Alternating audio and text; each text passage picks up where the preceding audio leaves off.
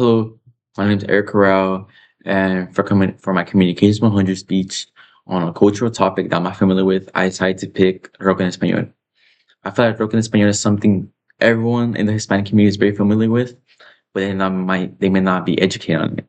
Me myself, I wasn't really educated on it. I know my parents liked it, but I didn't really dive deep into the history of it and the influence of it and how culturally rich it really is, and that it's not from Mexico. I feel like it's very misunderstood that people believe like, oh, working Spanish Mexicano, it's Mexican, it's from the Regional Mexicano, when it's not. It's really from different Latino American countries. And I feel like it's a topic that should be talked about because it's very interesting and it's very culturally rich. Like for example, like rock en español has emerged as a very popular music movement. And in an article by the Music Pie Chart, it stated that in the late 20th century, the rebellious spirit of rock got mixed with Latino lyrics, and it originated in Latino American countries such as Spain, parts of Europe, Mexico, Argentina, and other Latino countries. And each region has its own different type of like Latino rock with different topics and different genres and different bands. Like for example, Mexico has Mana, and there's various other bands. And I feel like it's different. It's very different music. It has raw energy, raw guitar strings and chords. And also like it's a different type of rock. It's pop rock, it could be alternative rock, and there's different styles of music. And I feel like it's more than just music. Such as in another article, the Fluent Vista, the most significant aspects of Spanish rock would be its influence and would be like you can express different cultural experiences you've experienced with Mexican rock. And not even that, it could also be like protest music, like music to protest, or just like to explore different emotions. Because there is music that could like heal the soul, music that could apply to you. And I feel like Mana is a great example of that.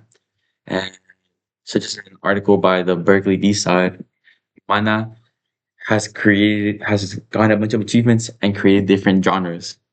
Mana has achieved the an award from the Billboard Latin Music. It has 32 charting songs in the Hot Latino songs and record-breaking number one song in the Airplay chart. And they've also won 4 Grammys. They've sold more than 400 million records. They were even honored with a Hollywood Walk of Fame star. So it comes to show how influential Spanish rock is. It's not just a Mexican genre. I feel like it's very overlooked and people just brush it off as Mexican music when it's not Mexican music. It's more than that. It's music. It's music for everyone, music for Spain, music for Argentina, and it's more than that. And there's also more artists, such as in another article by Billboard, is state that there are even U.S. Mexican American guitarists, such as Carlos Santana, who formed Santana, which is another type of Spanish rock with their own music style that has Caribbean rhythms and Latino American sounds.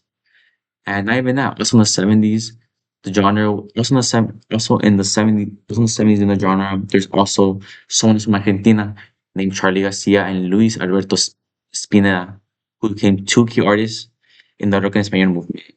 They were experimenting with different pop sounds, new wave metal sounds, and as well as different bands. There's different bands also in that genre that were experimenting with these sounds.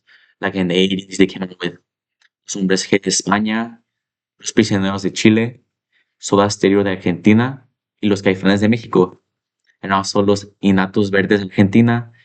And rock en español wasn't just a sound of Mexico. It's more than Mana. It's more than just making it out to be. It's a different type of sound that's taken over the Latino world, has taken over our ears, has taken over our culture, and has become enriched. I feel like it's enriched us as Latinos and has shown that we are able to get representation no matter where. No matter if it's Argentina, in Spain, even in the US, the Mana chart in the US, there's new bands upcoming from different Latino countries, not just Mexico, just not the US. It's a spin on rock. It's a new genre for for the Latinos, and I really like that. I believe that rock en español, its creation in the '60s. and it being expanded up to the 90s, 80s, and even nowadays, I feel like it's very inspirational, and you have to look at it and be appreciative. I feel like it's important that we're living in it now.